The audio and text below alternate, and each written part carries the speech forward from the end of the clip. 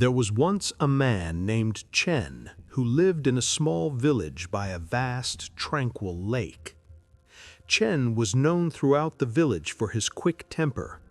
A careless word from a neighbor, a merchant who overcharged him by a single coin, a child's ball that rolled into his garden, any of these could set him off into a storm of anger that would ruin his entire day. One morning, Chen decided to take his small boat out onto the lake to clear his mind. The water was calm, and a gentle mist hung over the surface like a soft blanket. As he rowed toward the center of the lake, he began to feel the tension in his shoulders ease. The rhythm of the oars, the quiet lapping of water, it was exactly the peace he needed. But then, through the mist, he saw it. Another boat was heading straight toward him, moving fast. Chen's face flushed red with rage. "Hey!" he shouted, waving his arms. "Watch where you're going! Turn away!" The boat kept coming, on a collision course. Chen's face flushed red with rage.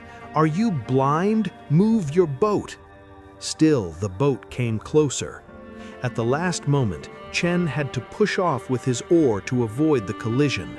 The other boat bumped against his with a hollow thud, rocking him violently.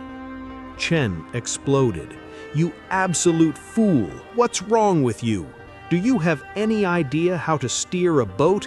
You could have—" But as the mist cleared, Chen stopped mid-sentence.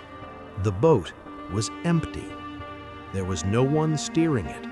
It had simply broken loose from its mooring and drifted into his path, carried by the current and the morning breeze.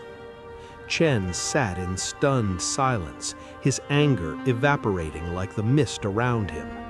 His heart was still pounding, his fists still clenched, but now he felt something else: foolishness.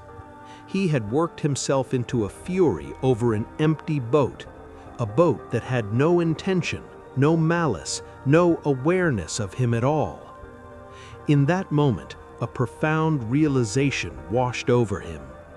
How many times had he done this in his life? How many times had he raged at people who were simply drifting through their own currents, acting from their own pain, their own ignorance, their own struggles? They weren't trying to hurt him. Like the empty boat, they were just moving through life, often unaware of how they affected others. The neighbor who said the careless word was dealing with troubles Chen knew nothing about. The merchant who overcharged was struggling to feed his own family. The child whose ball rolled into his garden was simply being a child, lost in play. They were all empty boats. Chen rowed back to shore that day, a changed man. When the merchant in the village square shortchanged him the following week, Chen felt the familiar spark of anger rise, but then he remembered the empty boat. He smiled, gently pointed out the error, and the merchant, embarrassed, quickly corrected it. When his neighbor's dog barked late into the night, Chen's first instinct was to storm over and complain, but then he paused. Empty boat, he thought. Perhaps the neighbor had to work late. Perhaps the dog was sick. Chen chose understanding over anger, and the next morning he simply mentioned it kindly. His neighbor apologized and explained her dog had been frightened by a storm. They worked together to find a solution. Weeks turned into months, and the village began to notice the change in Chen. His face seemed lighter, his laughter came more easily. People who once avoided him now sought his company. One evening, a young man from the village approached Chen as he sat watching the sunset over the lake. "Master Chen," the young man said, "everyone says you've found the secret to peace. Will you teach me?" Chen smiled and pointed to his small boat tied at the dock. "Come," he said, "let me tell you about an empty boat. The lesson is simple but life-changing. Most of the time, when people hurt us, disappoint us, or anger us, they are like empty boats drifting in their own currents. They are not trying to collide with us.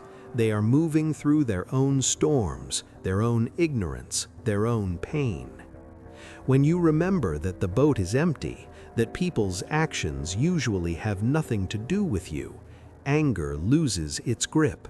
You find space for compassion. You find freedom.